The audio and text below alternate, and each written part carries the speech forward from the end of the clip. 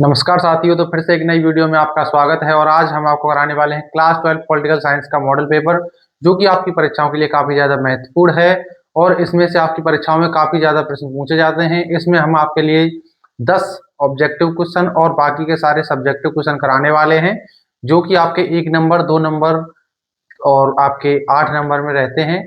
तो आइए बिना देर के वीडियो को स्टार्ट करते हैं। तो इसमें हमारा जो सबसे पहला प्रश्न है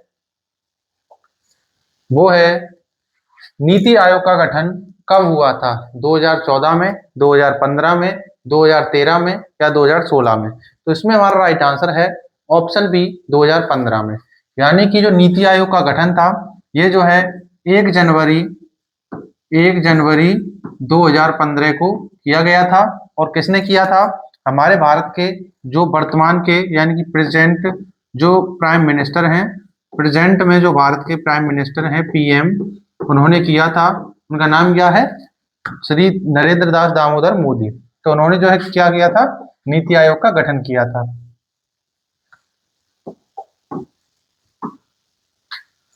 अब हमारा अगला क्वेश्चन है, संयुक्त राष्ट्र संघ की कुंजी कहलाता है? महासभा, न्यासता परिषद, सुरक्षा परिषद या फिर सचिवालय? तो इसमें हमारा राइट आंसर है ऑप्शन सी, सुरक्षा परिषद। सुरक्षा परिषद जो है संयुक्त राष्ट्र संघ की कुंजी कहलाता है, यानी कि चाबी कहलाता है। और संयुक्त राष्ट्र संघ की स्थापना कब हुई थी? 24 अक्टूबर 1945 को संयुक्त राष्ट्र संघ की स्थापना हुई थी। भारत संयुक्त राष्ट्र संघ में कब शामिल हुआ? तो भारत जो है 30 अक्टूबर 1945 को संयुक्त राष्ट्र संघ में शामिल हुआ। वर्तमान में संयुक्त राष्ट्र संघ में कितने देश शामिल हैं? तो वर्तमान में यूएनओ यानी कि संयुक्त राष्ट्र संघ में सदस्य देश कितने हैं? सदस्य देश हैं 193। तो ये भी आपको याद रखना है, क्योंकि ये सारे क्वेश्चन आपसे आपकी परीक्षा में पूछे जाते हैं कि संयुक्त राष्ट्र संघ की कुंजी कहलाता है सुरक्षा परिषद। वर्तमान में यूएनओ यानी कि संयुक्त राष्ट्र संघ में कितने देश शामिल हैं? 193 देश शामिल हैं। यूएनओ की स्थापना कब हुई? 24 अक्टूबर 1945 को हुई। भारत इसमें कब शामिल हुआ? 30 अक्टूबर 1945 को भारत इसमें शामिल हुआ था।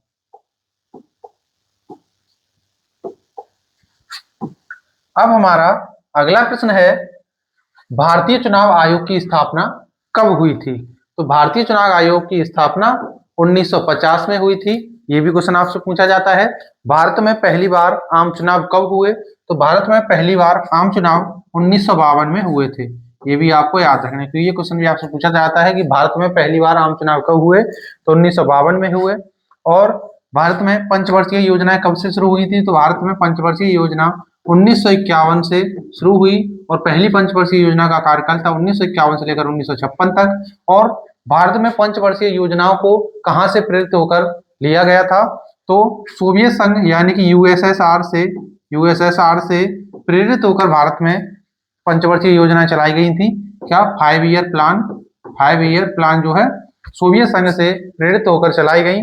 और सोवियत संघ में पंचवर्षीय योजनाएं कब से लागू हुई थी? तो 1928 से वहां पर लागू हुई थी। ये भी आपको याद रखना है, क्योंकि ये सारे क्वेश्चन आपसे पूछे जाते हैं।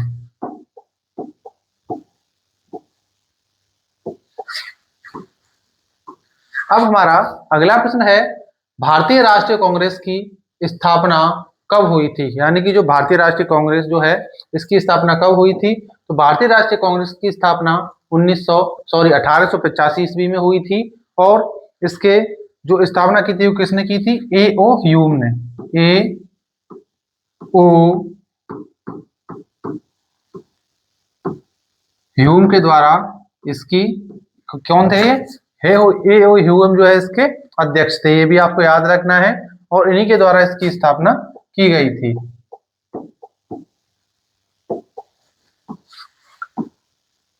अब जो अगला प्रश्न है, जब मंडल आयोग की सिफारिशें लागू की गई उस समय भारत के प्रधानमंत्री कौन थे? मनमोहन सिंह, मोरारजी देसाई, बीपी सिंह यानी कि विश्वनाथ प्रताप सिंह और राजीव गांधी। तो इसमें हमारा राइट आंसर है ऑप्शन सी, बीपी सिंह यानी कि विश्वनाथ प्रताप सिंह। यानी कि जब मंडल आयोग की सिफारिशें लागू की गई थी तो उस समय भारत के प्रधानमंत्री कौन थे? विश्वनाथ प्रताप सिंह थे। ये भी आपको याद रखना है। अगर आपसे पूछा जाए कि भारत के प्रथम प्रधानमंत्री कौन थे, यानी कि पहले प्रधानमंत्री कौन थे, तो भारत के जो सबसे पहले प्रधानमंत्री थे वो थे पंडित जवाहरलाल नेहरू। पंडित जवाहरलाल नेहरू, यानी कि पंडित जवाहरलाल नेहरू जो है भारत के प्रथम प्रधानमंत्री थे। दूसरे प्रधानमंत्री कौन थे? लाल बहादुर शास्त्री। लाल बहादुर शास्त्री भारत के द्वितीय प्रधानमंत्री थे। और भारत के तीसरे प्रधानमंत्री कौन बने? तो भारत के जो तीसरे प्रधानमंत्री बनी थी श्रीमती इंदिरा गांधी बनी थी, जो कि भारत की एकमात्र जो पहली भारतीय महिला थी जो कि प्रधानमंत्री बनी थी, और उनको जो है आयरन लेडी यानी कि लौह महिला के नाम से भी जाना जाता है। अब जो अगला प्रश्न है, द्वितीय पंचवर्षीय योजना किस मॉडल पर आधारित थी? नेहरू महालनोबिस मॉडल पर, हेराल्ड डोमर मॉडल पर, गांधी मॉडल पर या वार्धा मॉडल पर? तो इसमें हमारा राइट आंसर है option A, Nehru Mahalanobis model पर आधारित थी। यानी कि जो द्वितीय पंचवर्षीय योजना थी वो किस मॉडल पर आधारित थी? नेहरू महालनोबिस मॉडल पर। इसकी जो समय सीमा थी यानी कि इसका जो कार्यकाल था वो था 1956 से लेकर 1961 तक। तो ये भी आपसे पूछा जाता है। और इस पंचवर्षीय योजना में जो सबसे ज्यादा ध्यान दिया गया था या मुख्य बात थी वो थी उद्योगों को आगे बढ़ाना, यानी कि उद्योगों को आगे बढ़ाना। ये भी आपको याद रखना है क्योंकि ये सारे क्वेश्चन आपसे पूछे जाते हैं।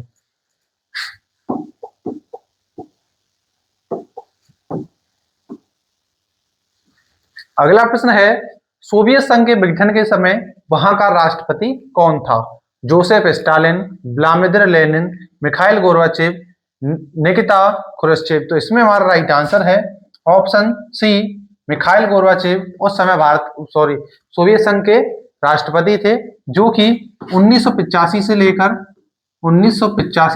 1991 तक सोवियत संघ के कौन रहे? राष्ट्रपति रहे थे। और यही जो है उसके विघटन के समय वहां के राष्ट्रपति थे। इन्होंने दो नीतियां चलाई थी, पेरेस्ट्रोइका और ग्लासनोस्ट थे। ये भी आपको याद रखना है। और सोवियत संघ का विघटन कब हुआ? तो सोवियत संघ का विघटन जो है 1991 में हुआ था।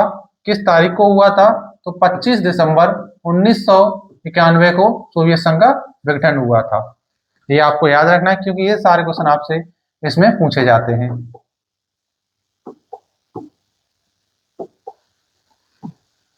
अब हमारा अगला प्रश्न है, भारत में पहला परमाणु परीक्षण कब किया गया था? मई 1974 में, जून 1975 में, जनवरी 1974 में या फिर अगस्त 1979 में? तो इसमें हमारा राइट आंसर है ऑप्शन ए, मई 1974 में भारत में पहला परमाणु परीक्षण किया गया था। और इस समय भारत की प्रधानमंत्री कौन थी? तो इस समय भारत की प्रधानमंत्री थी श्रीमती इंदिरा गांधी। श्रीमती इंदिरा गांधी इस समय भारत की कौन थी? प्रधानमंत्री थी। ये भी आपको याद रखना है। इंदिरा गांधी इस समय भारत की कौन थी? प्रधानमंत्री थी। और फिर आपसे पूछा जाता है भारत में द्वितीय सफल परमाणु परीक्षण कब किया गया? तो वो किया गया था 1998 में। और उस समय भारत के प्रधानमंत्री कौन थे? अटल बिहारी वाजपेयी। अटल बिहारी वाजपेयी इस समय भारत के प्रधानमंत्री थे। ये भी आपको याद रखना है। और ये परमाणु परीक्षण कहां पर किया गया था? तो राजस्थान की एक जगह है, राजस्थान के एक जगह पड़ती है जिसका नाम है पोखरण। तो ये जो है परमाणु परीक्षण जो है पोखरण में किया गया था। ये भी आपको याद रखना है क्योंकि ये सारे क्वेश्चन आपसे आपकी ऑब्जेक्टिव क्वेश्चन में पूछ लिए जाते हैं। और कभी जब आप बड़े एग्जाम की तैयारी करते हैं, चाहे आप यूपी पुलिस, दिल्ली पुलिस, इनकी तैयारी करते हैं, तो इनमें भी इसमें से कुछ क्वेश्चन पूछ लिए जाते हैं। अब हमारा अगला क्वेश्चन है, जवाहरलाल नेहरू की मृत्यु के समय कांग्रेस के अध्यक्ष कौन थे? लाल बहादुर शास्त्री, के कामराज, मोरारजी देसाई, इंदिरा गांधी। तो इसमें हमारा राइट आंसर है ऑप्शन बी, के कामराज जो है उस समय कांग्रेस के अध्यक्ष थे। और आप जानते हैं लाल बहादुर शास्त्री भारत के दूसरे प्रधानमंत्री थे। मोरारजी देसाई जो है पहले गैर कांग्रेसी प्रधानमंत्री थे। इंदिरा गांधी भारत की एक लेडी मात्र महिला प्रधानमंत्री थी।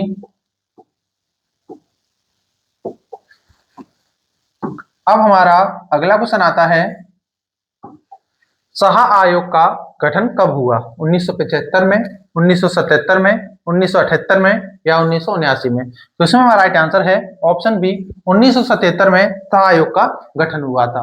तो ये सारे के सारे आपके ऑब्जेक्टिव क्वेश्चन इंपॉर्टेंट हैं, क्योंकि ये जो है 2024 बोर्ड एग्जाम में सारे के सारे पूछे गए थे।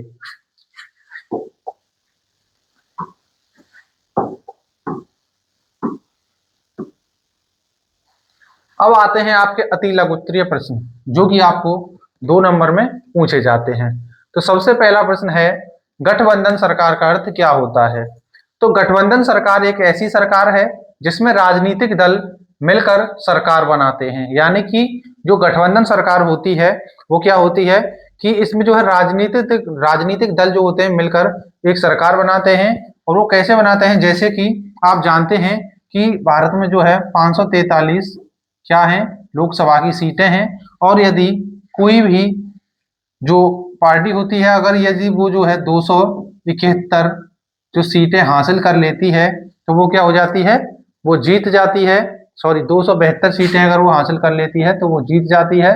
लेकिन यदि वो 272 सीटें हासिल नहीं कर पाती है तो वो जो है किसी दूसरी पार्टी के साथ मिलकर गठबंधन बनाती है, और इसी को गठबंधन सरकार कहा जाता है। आगे आता है, साझी संपदा से आप क्या समझते हैं? तो साझी संपदा उन संसाधनों को कहते हैं जिन पर किसी एक का नहीं बल्कि पूरे समुदाय का अधिकार होता है। संयुक्त परिवार का चूल्हा, चारागाह, मैदान, कुआं या नदी साझी संपदा के उदाहरण हैं। यानी कि साझी संपदा किसे कहा जाता है? साझी संपदा उसे कहा जाता है जिस पर किसी एक व्यक्ति का नहीं बल्कि पूरे समुदाय का अधिकार होता है, उसी को साझी संपदा कहा जाता है। जैसे कि नदियों पर किसी एक व्यक्ति का अधिकार नहीं होता है, कुओं पर भी किसी एक व्यक्ति का अधिकार नहीं होता है, चाहे आप कह सकें कि संयुक्त परिवार का चूल्हा, संयुक्त यानी कि जो मिलजुल कर रहने वाला परिवार हो, इस पर भी किसी एक व्यक्ति का अधिकार नहीं होता है। तो ये क्या है? ये सभी साझी संपदा के उदाहरण हैं। अब हमारा अगला क्वेश्चन आता है, प्रथम पंचवर्षीय योजना के क्या उद्देश्य थे? किन्हीं 2 का उल्लेख कीजिए। तो भारत की पहली पंचवर्षीय योजना के कुछ प्रमुख उद्देश्य थे, तीव्र आर्थिक विकास को बढ़ावा देना, खाद्यान्न में आत्मनिर्भरता हासिल करना, यानी कि इसमें जो मुख्य चीज थी वो थी कृषि को बढ़ावा देना, यानी कि कृषि को बढ़ावा देना। प्रथम पंचवर्षीय योजना का मुख्य उद्देश्य था कृषि को बढ़ावा देना। आगे आता है, मुद्रास्फीति को नियंत्रित करना, राष्ट्रीय आय और लोगों के जीवन स्तर को बढ़ाना। तो ये क्या थे? प्रथम पंचवर्षीय योजना के कुछ मुख्य उद्देश्य थे, ये आपको याद रखने हैं, जो कि आपकी परीक्षाओं में पूछे जाते हैं। अब आगे आता है, मुस्लिम लीग की स्थापना कब और कहां हुई? तो मुस्लिम लीग की स्थापना 1906 में ढाका में हुई थी। यानी कि मुस्लिम लीग की स्थापना 1906 में हुई। कहां पर हुई? बांग्लादेश की राजधानी ढाका में हुई। और आप जानते हैं कि 1940 ईस्वी में मुस्लिम लीग ने पाकिस्तान की मांग की थी। साइमन कमीशन भारत में कब और कहां पहुंचा? तो साइमन कमीशन 3 फरवरी 1928 को भारत के मुंबई पहुंचा था। फिर आता है, पृथ्वी सम्मेलन कब और किस लिए आयोजित हुआ? तो पृथ्वी सम्मेलन 1992 में ब्राजील के रियो डी जेनेरियो में पर्यावरण संरक्षण को लेकर हुआ था। तो ये सभी आपके इंपॉर्टेंट क्वेश्चन हैं जो कि आपकी परीक्षाओं में पूछे जाते हैं, जिनमें मुस्लिम लीग की स्थापना कब और कहां हुई। तो मुस्लिम लीग की स्थापना 1906 ईस्वी में ढाका में हुई थी, जो कि बांग्लादेश की राजधानी है। फिर आता है, साइमन कमीशन भारत में कब और कहां पहुंचा? तो साइमन कमीशन भारत में 1928 में मुंबई में पहुंचा था। पृथ्वी सम्मेलन कब, कहां और किस लिए हुआ? तो पृथ्वी सम्मेलन जो है इसमें पूछा कहां और किस लिए हुआ। तो पृथ्वी सम्मेलन जो है अगर आपसे पूछा जाए कहां पर हुआ, तो ब्राजील की एक शहर है जिसका नाम है रियो डी जेनेरियो, उसमें हुआ। और किसके लिए हुआ? पर्यावरण संरक्षण के लिए हुआ। और कब हुआ था? 1992 में हुआ था। तो ये सारे आपके इंपॉर्टेंट क्वेश्चन हैं जो कि आपकी परीक्षाओं में 2-2 नंबर में पूछे जाते हैं। अब जो अगला क्वेश्चन आता है, भारत में रियासतों के एकीकरण में किसकी प्रमुख भूमिका थी? तो भारत में 562 देशी रियासतें और 3 बड़ी देशी रियासतों को भारत में मिलाने का श्रेय या मिलाने का श्रेय जो है सरदार वल्लभ भाई पटेल को दिया जाता है। किस घटना को शीत युद्ध के अंत का प्रतीक माना जाता है? तो शीत युद्ध के अंत का प्रतीक बर्लिन की दीवार का गिरना माना जाता है। और बर्लिन की दीवार जो है 1961 में बनाई गई थी, जो कि पूर्वी जर्मनी को पश्चिमी जर्मनी से अलग करती थी, और 1989 को यानी कि 28 साल के बाद इसको तोड़ दिया गया था। तो ये भी आपको याद रखना है, क्योंकि ये भी आपसे ऑब्जेक्टिव क्वेश्चन में पूछा जाता है। फिर आता है सार्क की स्थापना कब हुई थी? तो दक्षिण एशियाई क्षेत्रीय सहयोग संगठन यानी कि सार्क की स्थापना 8 दिसंबर 1985 को हुई थी। तो ये सभी आपके इंपॉर्टेंट क्वेश्चन है जो कि आपकी परीक्षाओं में पूछे जाते हैं। ये भी आपका वेरी वेरी इंपॉर्टेंट क्वेश्चन है कि भारत में देशी रियासतों के एकीकरण में प्रमुख भूमिका किसकी थी? तो वो थी सरदार वल्लभ भाई पटेल की। इसमें 562 बड़ी देशी रियासतें थी और 3 छोटी देशी रियासतें थी और 3 बड़ी देशी रियासतें थी। तो ये सभी आपसे ऑब्जेक्टिव क्वेश्चन में भी पूछे जाते हैं और 2-2 नंबर में भी पूछे जाते हैं। अब हमारा अगला क्वेश्चन है, वैश्वीकरण से आप क्या समझते हैं? तो वैश्वीकरण का मतलब है दुनिया के लोगों, संस्कृतियों और अर्थव्यवस्थाओं का आपस में ज्यादा जुड़ना या आपस में मिलना, तो यही वैश्वीकरण कहलाता है। तो ये बिल्कुल एक सिंपल भाषा में आपके लिए रखा गया है ताकि आपको ये अच्छे से समझ में आए। वैश्वीकरण मतलब विश्व के सभी देश जो एक साथ मिलजुल कर अपनी सभ्यताओं के बारे में, अपनी संस्कृति के बारे में, टेक्नोलॉजी के बारे में जो अध्ययन करते हैं या उन्हें जो एक दूसरे को आदान प्रदान करते हैं, वही वैश्वीकरण कहलाता है। एक दूसरे के साथ मिलकर व्यापार करते हैं। फिर आता है भारत की राजनीति में आयाराम और गयाराम का क्या तात्पर्य है? तो आयाराम गयाराम एक हिंदी अभिव्यक्ति है जो विधायी निकाय के संदर्भ में दल बदल या पार्टियों को बदलने की प्रथा को संदर्भित करती है। यह शब्द 1967 में हरियाणा में उत्पन्न हुआ था, जब विधानसभा के सदस्य गयालाल ने एक ही दिन में 3 बार अपनी पार्टी की निष्ठा बदली थी। इसीलिए इसको जो है भारत की राजनीति में आयाराम और गयाराम कहा गया है। तो यानी कि ये क्या होता है कि ये जो है एक हिंदी अभिव्यक्ति होती है जो कि पार्टियों के दल बदल से संदर्भित होती है। और इस शब्द का प्रयोग सबसे पहले 1967 में हरियाणा में उत्पन्न किया गया था, जो कि जब विधानसभा के सदस्य थे, इनका एक का नाम था गयालाल, तो उन्होंने ही एक ही दिन में 3 बार अपनी पार्टी को अदल बदल किया था। अब अगला क्वेश्चन आता है, क्षेत्रवाद क्या है? यह राष्ट्रवाद को किस प्रकार से प्रभावित करता है? तो जब लोग अपने देश की तुलना में अपने क्षेत्र के साथ अधिक मजबूती से पहचान करने लगते हैं, तो यह आरोप लगाया जाता है कि क्षेत्रवाद की भावना से राष्ट्रवाद कमजोर होता जाता है। क्षेत्रवाद केवल एक विशेष क्षेत्र और एक संस्कृति की विरासत का महिमा मंडन करता है। इससे एक राष्ट्र के भीतर कई समुदायों का गठन हो सकता है। तो इसी प्रकार क्षेत्रवाद क्या होता है कि जब लोग अपने देश की तुलना में अपने क्षेत्र के साथ अधिक मजबूती से पहचान करने लगते हैं, तो यह आरोप लगाया जाता है कि क्षेत्रवाद की भावना से राष्ट्रवाद कमजोर होता जा रहा है, यानी कि इस प्रकार ये प्रभावित करता है। और क्षेत्रवाद किसे कहते हैं? तो कि क्षेत्रवाद केवल एक विशेष क्षेत्र और एक विशेष संस्कृति की विरासत का महिमा मंडन करता है और इसमें या इससे एक राष्ट्र के भीतर कई समुदायों का गठन हो सकता है। तो यही क्या होता है? क्षेत्रवाद कहलाता है। अब अगला क्वेश्चन आता है, योजना आयोग एवं नीति आयोग में अंतर स्पष्ट कीजिए। तो योजना आयोग के पास राज्य सरकारों और विभिन्न केंद्रीय सरकारी विभागों को अनेक राष्ट्रीय और राज्य स्तरीय कार्यक्रमों और परियोजनाओं के लिए वित्त पोषण उपलब्ध कराने की क्षमता थी। नीति आयोग में राज्य सरकारों की भागीदारी अधिक है। राज्य सरकारों को बैठकों में भाग लेने के अलावा इस प्रक्रिया में कोई लेना देना नहीं था। तो यही अंतर है योजना आयोग और नीति आयोग में। अब हमारा अगला प्रश्न है, शॉक थेरेपी क्या है? इसके क्या परिणाम हुए? तो शॉक थेरेपी का तात्पर्य है आघात या चोट पहुंचाकर उपचार करना।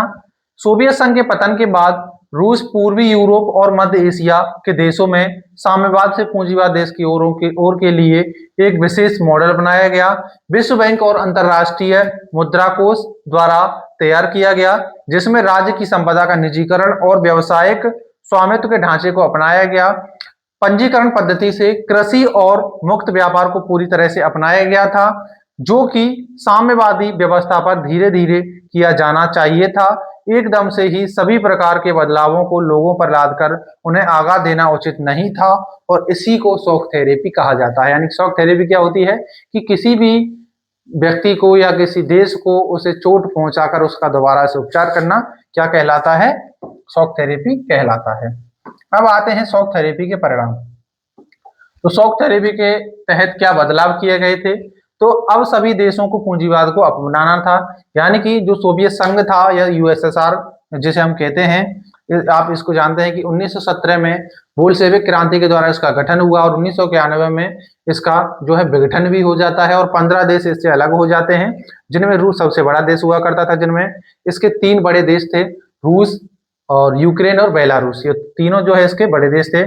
तो अब सभी देशों को पूंजीवाद को अपनाना था, निजी स्वामित्व का महत्व बढ़ने लगा था, राज्यों की संपदा का निजीकरण होने लगा था, खेती का तरीका बदल रहा था, व्यापार से ही विकास हो रहा था, ऐसा माना जा रहा था। मुक्त व्यापार को अपनाया गया, पश्चिमी देशों से व्यापार को बढ़ाया गया, पूरे क्षेत्र की अर्थव्यवस्था तहस नहस हो गई, रूस का ढांचा चरमरा गया, जनता बर्बाद होने लगी, 90% उद्योगों को औने पौने दामों में बेच दिया गया, यानी कि सस्ते दामों में बेच दिया गया, रूस की मुद्रा में गिरावट आई, महंगाई बढ़ गई, लोगों की जमा पूंजी जाती रही, खाद्यान्न का आयात करना पड़ा और सोवियत संघ की अर्थव्यवस्था बहुत ही ज्यादा कमजोर हो गई थी। तो ये थे शॉक थेरेपी के तहत बदलाव जो किए गए थे। क्या क्या थे कि पहले जो सोवियत संघ था वो जो है साम्यवाद को बढ़ावा देता था, लेकिन अब उसमें जो है पूंजीवाद को अपनाया जा रहा था और इसमें जो है निजी स्वामित्व का महत्व बढ़ने लगा था। जबकि पहले उसमें क्या था कि उसमें जो है सभी जो बड़े उद्योग हुआ करते थे उन पर जो है सरकार का हस्तक्षेप होता था और निजीकरण होने लगा था, यानी कि यहाँ पर जो है निजी संपत्तियां होने लगी थी और ऐसा माना गया कि अब जो है व्यापार से ही क्या होगा, विकास होगा। और पश्चिमी देशों के साथ व्यापार को बढ़ाया गया और जो रूस की अर्थव्यवस्था थी वो भी तहस नहस होने लगी और ऐसे ही वहां पर जो है जो 90% जो उद्योग थे वो जो है सस्ते दामों में बेच दिए गए और इसको जो है इतिहास की सबसे बड़ी गैरा सेल के नाम से भी जाना जाता है। अब आता है शॉक थेरेपी के परिणाम, यानी कि जो शॉक थेरेपी के परिणाम क्या हुए। तो वर्गीय या आर्थिक भिन्नता। तो सोवियत संघ में अमीरी और गरीबी की उपस्थिति आ गई, लोगों को अपने उद्योगों को सस्ते दामों पर बेचना पड़ा था। तो ये थी वर्गीय या आर्थिक भिन्नता। फिर आता है सामाजिक सुरक्षा का विखंडन। तो राज्य संपदा के निजीकरण पश्चात महंगाई का बढ़ना और गरीबों की दयनीय दशा हो गई और लोग बुरी तरह से तबाह हो गए थे। तो ये था सामाजिक सुरक्षा का विखंडन। आगे आता है आर्थिक संकट। तो सोवियत संघ का राज्य नियंत्रण औद्योगिक ढांचा पूरी तरह से कमजोर हो गया था, जिससे अर्थव्यवस्था में गिरावट आई और 90% उद्योगों को निजी हाथों अथवा कंपनियों को बेच दिया गया, जिसे इतिहास की सबसे बड़ी गैरा सेल के नाम से भी जाना जाता है। तो ये थे शॉक थेरेपी के परिणाम। और अभी आगे आते हैं मुद्रास्फीति। तो रूस की मुद्रा रूबल के मूल्य में भारी गिरावट आई, जिससे मुद्रास्फीति बढ़ गई। आगे आता है संघर्ष और तनाव। तो सोवियत संघ के 2 गणराज्य चेचन्या और दागिस्तान में हिंसक और अलगाववादी आंदोलन चले और कजाकिस्तान में 10 वर्षों तक गृह युद्ध की चपेट में रहा और चेकोस्लोवाकिया शांतिपूर्वक 2 भागों में बट गया था। तो ये थे शॉक थेरेपी के परिणाम। अब आगे आता है सोवियत संघ के विघटन के क्या कारण थे। तो एक दलीय व्यवस्था का अत्याचार, यानी कि आप जानते हैं कि सोवियत संघ में सिर्फ एक ही पार्टी थी जिसका नाम था कम्युनिस्ट पार्टी और वही पार्टी जो है 70 सालों से उस पर शासन करती हुई आ रही थी। तो इसीलिए इसको कहा जाता है एक दलीय व्यवस्था का अत्याचार। तो सोवियत संघ में लगभग 70 सालों तक एक पार्टी का शासन रहा, कम्युनिस्ट पार्टी, जिसके नेताओं को विशेष अधिकार प्राप्त है, जिसका यह नेता गलत उपयोग कर रहे थे, जिसके कारण भ्रष्टाचार बढ़ता जा रहा था और यह बाजार को खोलना भी नहीं चाहते थे एवं नागरिक इन नेताओं से नाराज हो रहे थे। आगे आता है नागरिकों का असंतुष्ट होना। तो सोवियत संघ में नागरिकों से ज्यादा विशेष अधिकार नेताओं को मिले हुए थे। नागरिकों को अभिव्यक्ति की आलोचना करने का अधिकार नहीं था, मीडिया पर सेंसरशिप लगा दी गई थी, जिससे नागरिक भ्रष्टाचार के खिलाफ कुछ भी नहीं कर पा सकते थे। तो ये थे सोवियत संघ के विघटन के कारण। अभी और आगे हैं जिनमें आता है मिखाइल गोर्बाचेव की असफल नीतियां।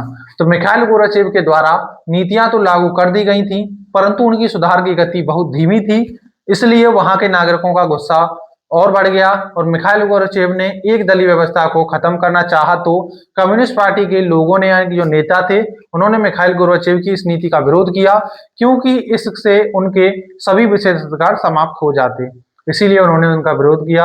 आगे आता है अर्थव्यवस्था का पिछड़ापन।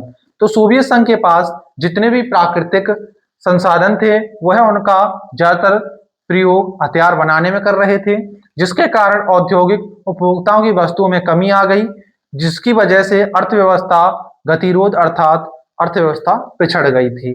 तो ये थे सोवियत संघ के विघटन के कारण। आगे आता है अब सोवियत संघ का हथियारों के प्रति मोह। तो सोवियत संघ ने अपने सभी प्राकृतिक संसाधनों का उपयोग हथियारों को बचाने में एवं उनके संचय में किया, जिस कारण सोवियत संघ के प्राकृतिक संसाधनों में कमी आई एवं सोवियत संघ की अर्थव्यवस्था पूरी तरीके से चरमरा गई थी। तो ये थे उसके सोवियत संघ के विघटन के कुछ परिणाम। तो उम्मीद है कि आपको ये अच्छे से समझ में आया होगा और ये मॉडल पेपर आपका यही समाप्त होता है। ये सारे के सारे आपके लिए इंपॉर्टेंट क्वेश्चन हैं जो कि आपसे 8 नंबर में, 6 नंबर में और आपके 2 नंबर में और 1 नंबर में पूछे जाते हैं। और ये मॉडल पेपर आपको अच्छे से समझ में आया होगा। अभी और आपको लगभग 8 से 9 मॉडल पेपर कराए जाएंगे। तो ऐसे ही अपनी तैयारी को बेहतर बनाने के लिए हमारे चैनल को जरूर सब्सक्राइब करें। मिलते हैं अगली वीडियो में, तब तक के लिए जय हिंद, वंदे मातरम।